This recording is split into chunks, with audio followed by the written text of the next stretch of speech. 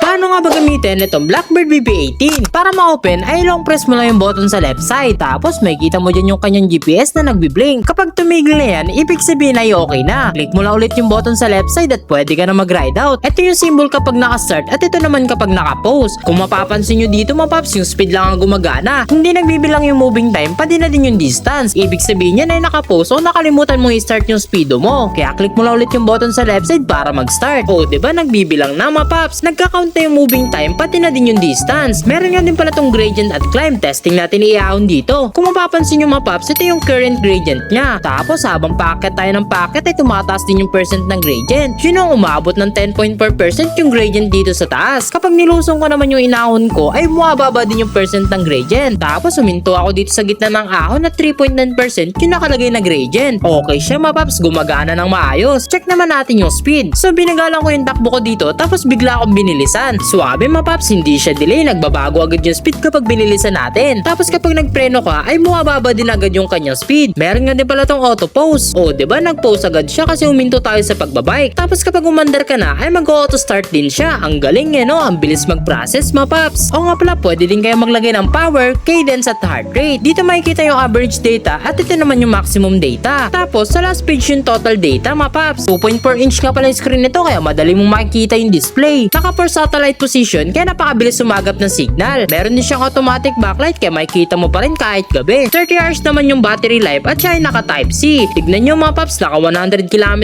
na ako pero puno pa rin yung bar ng battery. Waterproof din at nako-connect sa Strava. Sulit to mga paps, affordable pero maayos yung magagamit. Ang pogi pa ng looks kaya babagay sa mga bike nyo. So kung interesado ka dito ay nandiyan lang yun sa Yellow Basket. Yun lang mga paps, ride safe palagi.